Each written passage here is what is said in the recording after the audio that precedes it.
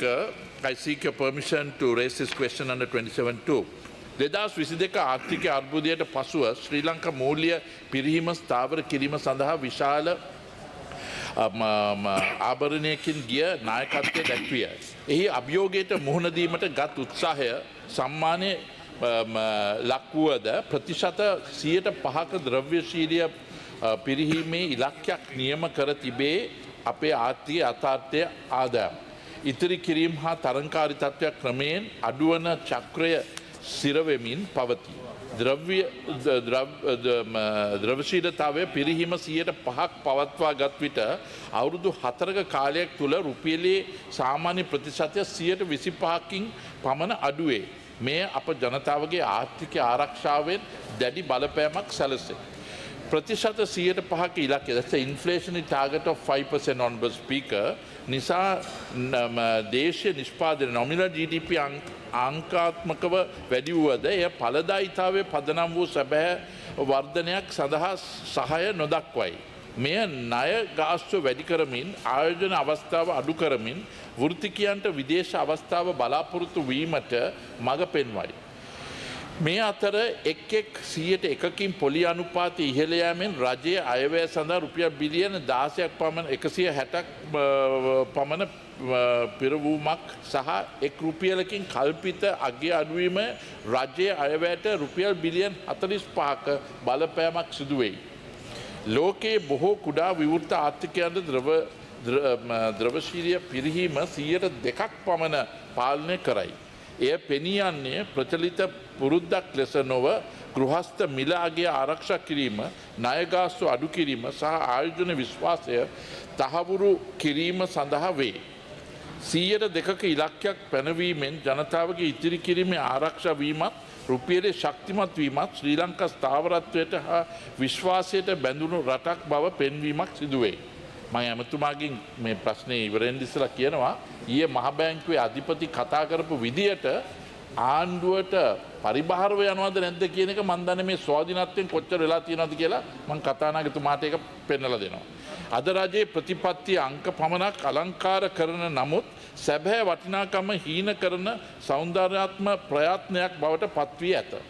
ජනතාවගේ වැටුප් සහ ඉතිරි කිරීම් ගාස්තු සහ සමග තබා ගැනීමට නොහැකි වන්නේ නම් සහ අපේ වෘත්තික පිරිස විදේශගත වීම තවදුරටත් වේගවත් වන්නේ නම් කිසිදු සංඛ්‍යාත ඉලක්කයක් අපිව බේරීමට නොහැකිය. ශ්‍රී ලංකාවට දැන් අවශ්‍ය වන්නේ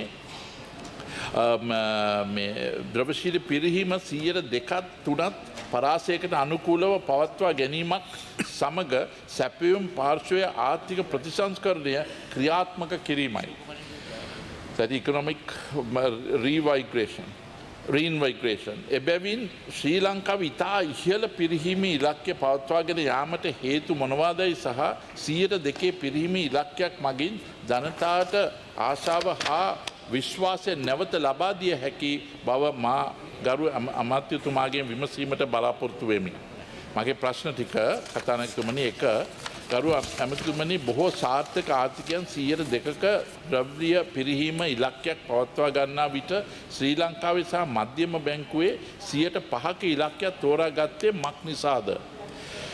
එක් 100%ක පොලි අනුපාතය වැඩිවීමක් රජයේ අයවැය සඳහා රුපියල් බිලියන 160ක් පමණ අමතර පිරිවැයක් ඇති කරයි යන්නේ ඇත්තේද? එක් රුපියලක අගය අඩුවීමක් නිසා, that's every 1 rupee that depreciates has an impact of 40 billion on the government coffers. 45 පමණ බලපෑමක් ඇති බව අමාත්‍යතුමා තහවුරු කරනු ලබනවාද? එවිට 105ක පිරිහීම ඉලක්කය මුදල් ස්ථාවරත්වය අනුරූපද? 4. රජයේ අනුමත කරන 105 පිරිහීමේ ප්‍රතිපත්තිය යථාර්ථව වර්ධනයට නොවන නමත් සංඛ්‍යාත්මක වර්ධනයට පමණක් හේතුවන සෞන්දර්යාත්මක පියවරක් බව අගය කරන්නේද? So it is a 5% nominal growth, but the real growth is only 2%, so there is a depreciation in the overall position. So if you allow the inflationary target of 5% to take place, it's counterproductive for the development of the country. I'm sure the minister can lecture me on that. පස්වෙනි එක 105ක ඉහළ පිරීම පවත්වා ගැනීමෙන් ජනතාවගේ ඉතිරි කිරීම කෙරෙහි ඇති බලපෑම මැන ගැනීමට මූල්‍ය අමාත්‍යාංශ විසින් ආධ්‍යාත්මක සිදුකර තිබේද. 6. විදේශ ආයෝජනයට උසස් පිරිහීමක් තාවකාලිකව පිළිගන්නා රටක් ලෙස ශ්‍රී ලංකා පෙන්වීම දිගුකාලීන ආයෝජන විශ්වාසය සඳහා හානිදායක බව රජයේ පිළිගන්නවාද? So, Honorable Speaker, if you are going at foreign direct investment of 36 billion export earnings by 2030 and investments of FDI of 15 billion by 2030, there is no way that you can have a anticipated 5% inflationary target and expect the investors to come into this country. I'm sure Prime Minister would have faced this in India when she went. She said, come and invest in our country, but without tax holidays, without confirming and protecting your rupee, you will never have that investments coming in. I'm sure the Minister will respond adequately when this question comes about. 7. මධ්‍යම බැංකුව හා රජය අතර monetary police framework agreement එක යලි සකස් කරමින් 2.3 පිරිහීමේ පරාසයක් පිහිටුවීමට ගැන ඇමතිතුමා සිතා බලනවාද? 8. නීතිය 5% පිරිහීමක් නිසා කුඩා සහ මධ්‍යම පරිමාණ ව්‍යාපාර small and medium enterprises are crushed today. ඒ සුළු සහ මධ්‍ය ව්‍යාපාරය නැකිටින්න බෑ. එක පැත්තක 10% ගෙවපු පොලි අනුපාතය 30ක් ගෙනිල්ලා ඒක ලොකුවට සද්ද කරලා මේක ආරක්ෂා කරනවා කියලා කියන අය අද ඒ සම්බන්ධයෙන් කතා කරන්නේ නැහැ. කරුණා කළා ඒකේ non performing loans දැස යවන්න දෙන්න එපා යමතුමා මේව තුල මේ 105 මේ උද්දමනය ඇති කිරීම තුල මේ ප්‍රශ්නයක් තව උග්‍ර වෙනවා. ඊට පස්සේ 9 වෙනි එක අන්තර්ජාතික මූල්‍ය අරමුදල IMF මේ 105 ඉලක්කය පිළිබඳ කෙසේ ප්‍රතිචාර දැක්වියද? එය ණයධාරිතාව ගිවිසුම් තුළ සඳහන් කර තිබේද? අනිකුත් බහුපාර්ශ්ව multilateral agencies මේ කෙසේ පෙන්වා මේ ආයතන මේ කෙසේ පෙන්වා ඇද්ද? 10. අවසානයේ ගරු ඇමතුමා ජනතාවගේ ඉතිරි කිරීම ආරක්ෂා කරමින් රජයේ මූල්‍ය භාරය අඩු කරමින් විදේශ ආයෝජන සහ කුසලතා ආපසු ගෙන ඒමට උපකාරී වන 2% පිරිහීමේ ඉලක්කයක් පිහිටුවීම සඳහා රජය යලිත් සිතා බැලිය යුතු කාලය එළඹ තිබේද නැද්ද කියන එක දැනුවත් කරන්න. So I'm sure the Honourable Minister will give a very representative answer to the complex issues that I have asked from the monetary policy aspect. Honourable Minister.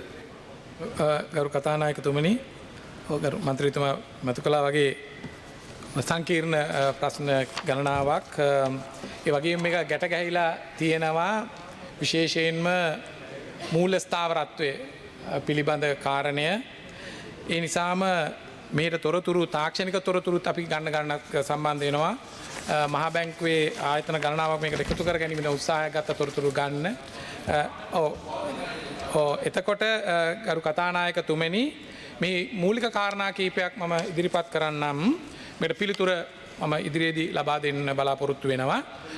අද උත්තරේ දෙන්න වෙන්න. නමුත් මෙහි ගත්තාම ඔබ මතු කරන කාරණයට ගැට ගැහිලා තියෙන මේ මූල්‍ය ස්ථාවරත්වයේ තියෙන ප්‍රධාන විචල්යන් ඇතුලේ ප්‍රධාන විචල්යන් කීපයක් තියෙනවා. එකක් ඔබ සඳහන් කරපු උද්දමනය ඒ වගේම ඔය කියන්නේ අපි ලියන්න කරුණු ගන්නවා. ඒ කියන්නේ උද්දමනය ඒ වගේම පොලි අනුපාතය විදේශ විනිමය අනුපාතය. නිසා මේ මොහොත වෙනකොට අපිට පුළුවන් වෙලා තියෙනවා ඒ රාජ්‍ය ආයතන සහ ආණ්ඩුවක් විදියට මේ මූල ස්ථාවරත්වයේ අත්කරපත් කරලා තියාගන්න අනවශ්‍ය විචලනයකට යන්නේ නැතුව විශේෂයෙන්ම දැන් ඉන්ෆ්ලේෂන් කියන ෆ්ලෙක්සිබල් ඉන්ෆ්ලේෂන් ටාගට් එකකයි මේ වැඩ කරන්නේ. ඒ ටාගට් එක අපි ආණ්ඩුව ගන්නකොටම තිබිච්ච ෆ්‍රේම්වර්ක් එකේදී මුදල් අමාත්‍යාංශයත් මහා බැංකුවත් එකඟ වෙලා තියෙනවා. ඒ ටාගට් එක අපි ඒක වෙනස් කර ගැනීමට වැදගත් වෙන කාරණේ කරු මන්ත්‍රීතුමනි ස්ථාවරත්වය කියන්නේ අපි දැන් උදාහරණයක් එක කාරණයක් විතරක් මේ ඉන්ෆ්ලේෂන් එක පැහැදිලි කරන්නම්.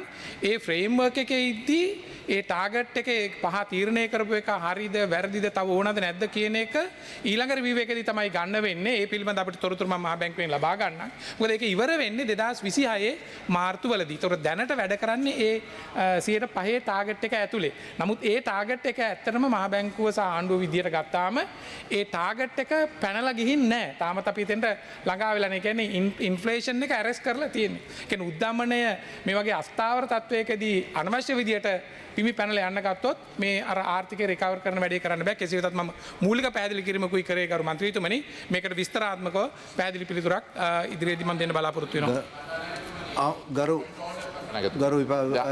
රවි කරනායක මන්ත්‍රීතුමා 27 යටතේ අගමැතිතුමයි මේ කැබිනට් මණ්ඩලය ඔක්කොම ඉන්නකොට අපි ප්‍රශ්න අහන්නේ අපි නොදැනුවත් කරුණු ටික එළිදරව් කළා ජනතාවට පෙන්නලා දෙන්න මේ 76 සාපය වෙනුවෙන් මේ ඇවිල්ලා තියෙන අලුත් ආණ්ඩුව සාපය නැති කරන යන එකක්. දැන් අපිට පේන විදිහට සාපය නෙමෙයි තියෙන ප්‍රශ්නේ. දැන් ඒ ප්‍රතිපත්තිම ගෙනියනවා. මහ බැංකුවේ හිටපු එක්කෙනා ඒ ආකාරයෙන්ම තියෙනවා. ගරු මන්ත්‍රීතුමා මේ දැන් මේ දැන් ආය දැන් අදාළ කාරණාවට දැන් පොයින්ට් ඔෆ් ඕඩර් එකක් නේ ගරු කරුණායක මන්ත්‍රීතුමා. ඔබතුමාගේ ඉල්ලන්නේ පුටුවෙන් මේ තියෙන දවන ප්‍රශ්නද මීට ඉස්සල්ලා මේ ෆිස්කල් පැත්තෙන් අහපු උත්තරයටත් කන්ද පාරක් දුන්නා. දැන් මං අහන මූල්‍ය පැත්ත මොකද ආයෝජනය කරන්න කට්ටිය ඉල්ලනවා. අගමැතිතුමා ගිහලා මෝඩිට කියලා ඇවිල්ලා ආයෝජනය කරා. හරි. මන්ත්‍රීතුමා ලබා දුන්නා විස්තර වාර්තා දෙනවා කියලා කිව්වනේ ගරු මන්ත්‍රීතුමා. අපි කාලය පිළිබඳ ගැටලුවක් තියෙනවානේ.